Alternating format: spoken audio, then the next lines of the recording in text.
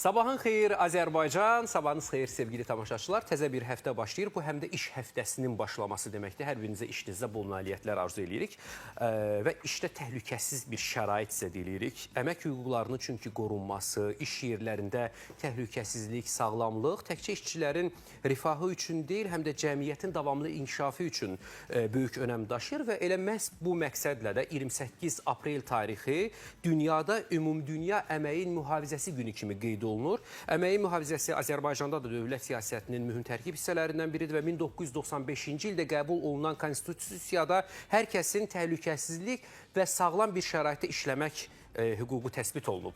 Və biz bu məsələyə biganə qalmadıq, qonağımız var. Məsələni onunla müzakirə edib suallarımızı ünvanlayacağıq. Dövlət Əmək Müfəttişliyi Xidmətinin Əməyin Mühafizəsinə Nəzarət Şöbəsinin müdür müavini Elxan Çərkəzov bizlə birlikdədir. Elxan bəy, xoş gəlmisiniz. Sabahınız xeyir olsun, salamlayırıq sizi. Xoş gördük. Əvvəlcə gəlin başlayaq ki, əməyin mühafizəsi nədir? Əməyin mühafizəsi deyəndə nə nəzərdə tutulur? Sual üçün təşəkkür edirik. Əməyin mühafizəsi dedikdə ilkin olaraq mən daha sadə dildə izah eləməyə çalışacağım ki, iş yerlərində təhlükəsiz şəraitin yaradılmasıdır. İşçilər üçün yarana biləcək hər hansı risk və ya təhlükələrin qarşısının alınması, minimuma endirilməsidir. Əmək məcəlləsinə, Azərbaycan Respublikasının əmək məcəlləsinə əsasən isə desək, əməyin mühafizəsi işçilərin sağlam və təhlükəsizliyinin təmin olunması məqsədi ilə əmək məcəlləsində digər normativ hüquq aktlarda, habelə kollektiv müqavilələrdə, sazişlərdə, əmək müqavilələrində təhlükəsizliyin, sistemin, normaların təmin olunmasıdır. Gəlin biraz aydınlıq gətirək o məsələyə ki, əməyin mühafizəsi necə təşkil edilməlidir və hansı əmək sahələrinə, eyni zamanda xidmət yerlərinə şamil edilir? Yəni, bu konkret olaraq haralara şamil olunur? Əmək mühafizəsi dedikdə bunun bir coğrafiyasını bir şifahi olaraq biz izah etsək, çizsək. İlkin olaraq mən əmək məcəlləsinin 208-ci maddəsindən qeyd etmək istərdim ki, əməyin mühafizəsi norma və qaydaları bütün işçilərin, istehsalat təcrübəsi keçən tələbələrin, şagirdlərin, müəssisələrdə işə cəlb olunan hərbi qulluqçuların, məhkəmənin hökmünə əsasən işlərə cəlb olunan şəxslərin təbii fəlakət zamanı və hər hansı, deyək ki, hərbi rejim zamanı, fövqəladə rejim zamanı işlərə cəlb olunan şəxslərin hamısına əməyin mühafizəsi norma və qaydaları şamil olunmalı və tətbiq edilməlidir. Elxan bəy, zaman-zaman işçilərin səhhətində müəyyən problemlər yarana bilər işləyən zaman. İşçilərin səhhətinin pozulması hansı hallarda tətbiq edilməlidir? Azərbaycan Respublikasının Əmək Məcəlləsinin 217-ci maddəsinə qeyd etmək istərdim ki, 217-ci maddənin birinci hissəsində deyir. İstehsalatda baş vermiş bədbəxt hadisənin ağırlıq dərəcəsindən asılı olmayaraq, hadisə baş verdiyi gün işə götürən tərəfindən əmək qanunvericiliyinə nəzarət edən orqana məlumat verilməlidir. Yəni, Dövlət Əmək Müfəttişliyi Xidmətinə məlumat verilməlidir. Bunun əsasında artıq 217-ci maddənin və Azərbaycan Respublikası Nazirlər Kabinetinin 27 sayılı 2000-ci il 28 fevral tarixli qərarı var, hansı ki, istehsalatda baş vermiş bədbəxt hadisələrin araşdırılması və çota alınması qaydaları. Bu qaydaların 1.2-ci bəndində qeyd olunmuşdur ki, hansı hallarda tətbiq olunmalıdır. Bir neçəsini sadalaya bilərik. İşçi əmək funksiyasını icra edən zaman, o cümlədən ezamiyyətdə olduğu zaman, müdiriyyətin tapşırığı olmadan müəssisənin mənafeyi üçün hər hansı fəaliyyətlə məşğul olan zaman xəsarət alma halları baş verirsə, hadisənin təhqiqat aparılmalıdır. Əmək istehsalat qəzası zamanı, obyektlərdə qəza zamanı xəsarət alma halları baş verərsə, təhqiqat aparılmalıdır və yaxud biz xidməti maşını və ya müəssisənin müqaviləsi əsasında kənar təşkilatdan ayrılmış nəqliyyat vasitəsilə işə gedərkən, işdən gələrkən qəza baş verərsə, bu zaman xəsarət alma halları təhqiq edilməlidir.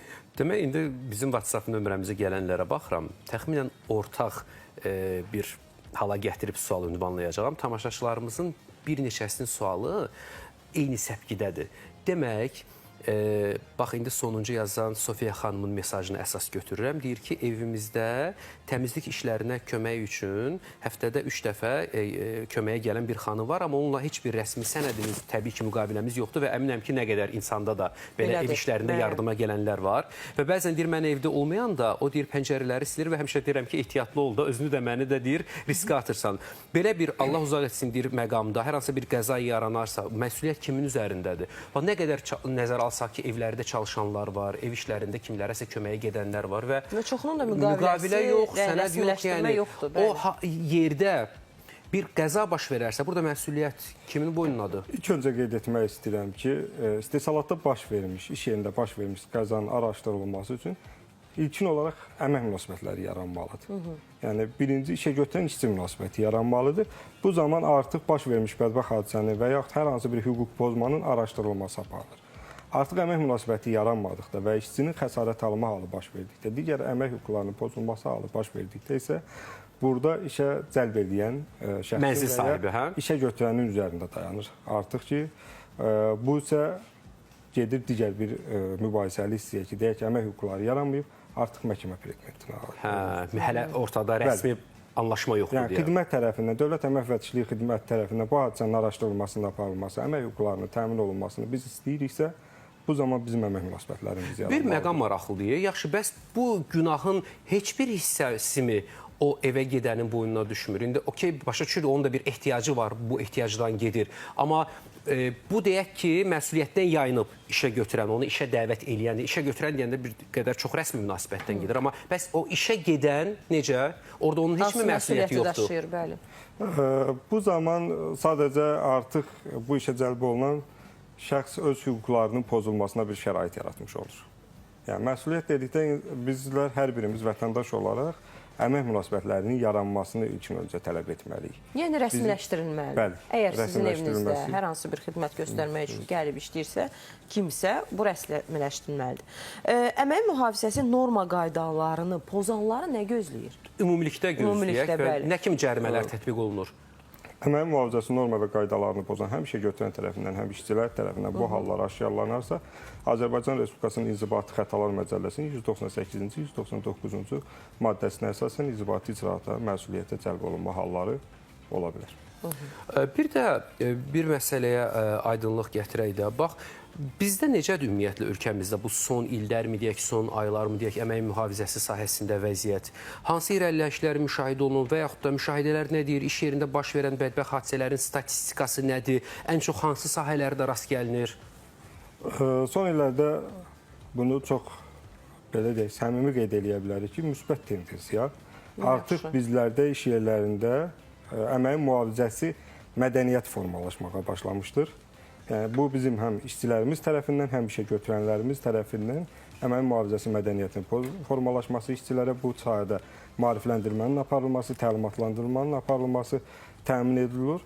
Ancaq sizin sualın ikinci hissəsinə gəlsək ki, hansı sahələrdə daha çox baş vermə halları olur? Təbii ki, bu zaman tikinti sahəsi və ya emal sahəsi daha çox istehsalat sahəsində çalışanların risk və təhlükələrə məruz qalma halları, ehtimalları artdığı üçün daha çox bu sahələrdə bədbəxt hadisənin baş vermə ehtimalı daha yüksəkdir. Elxan bəy, bədbəxt hadisələr baş verməsin deyə təhlükəsizlik təlimləri var da. Yəni bunlarla bəzən məlumatlı olmamağımız, xəbərsiz olmağımız da hansısa bədbəxt hadisəyə gətirib çıxara bilər.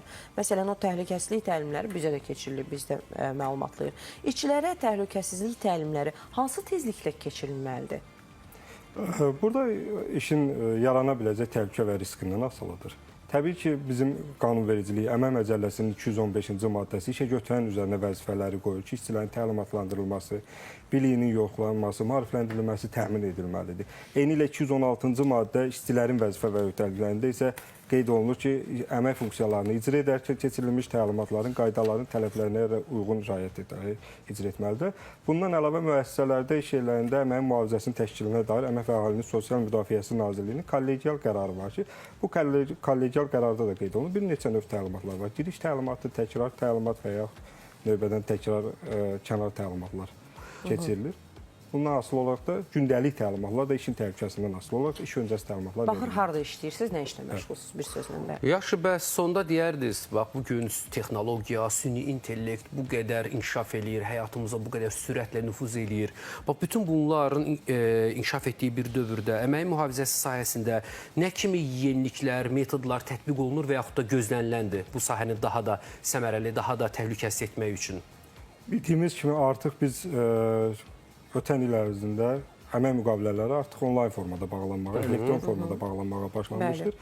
Bu dəyişikliyin üzərindən də eyni qaydada əməyin mühafizəsi qaydalarına, iş yerlərində normalar, qaydaların qorunması ilə bağlı iş yerlərində artıq elektron nəzarətin qurulması üzərindən gedilir ki, əmək və məşğulluq alt sistemi üzərindən artıq biz əmək müqaviləsi bağladıqda işçilərin burada hansı fərdi mühafizə vasitələri ilə təmin olunması, təhlükəli, zərərli, ağır işlərdə çalışan işçilərə hansı müalicə profilaktik vasitələrin verilməsinin adının qeyd olunması, artıq bu elektron sistem üzərindən biz işə götürənə bir xəbərdarlıq göndərik, əməyin mühafizəsi xidmətinin yaradılması. Əmək Məcəlləsinin 223-cü maddəsində var ki, 50 nəfərdən artıq işçi çalışdıqda əməyin mühafizəsi xidməti yaradılmalıdır. Artıq sistem üzərindən işə götürən 51-ci şəxslə müqavilə bağladıqda sistem burada xəbərdarlıq ötürür ki, mütləq əməyin mühafizəsi xidmətini yarad, əməyin mühafizəsi mühəndisi vəzifəsini təsis et, digər vəzifə funksiyalarının icrasını tətbiq edir. Yəni, bir növ bu süni intellektdən biz artıq çalışırıq ki, yeni texnologiyanın tələbi olaraq elektron nəzarət sisteminin qurulması. Amma yetər ki, bunlar simvolik olmasın da, həqiqətən də əməldə olsun. Bəli. Doğrudan da işə götürən də o işçinin qeydinə qalsın. Doğrudan da ona bir insan kimi, bir canlı kimi yanaşsın. Təşəkkür edirik. Elxan bəy, minnətdarıq. Təşəkkür edirik sizə. Sizə fəaliyyətinizdə uğurlar arzuluruq. Dövlət Əmək Müfəttişliyi Xidmətinin Əməyin Mühafizəsinə Nəzarət Şöbəsinin müdir müavini Elxan Çərkəzov bizim studiyamızın qonağı idi. Təşəkkürlər, sizə də uğurlar. Təşəkkürlər, var olun. Minnətdarıq.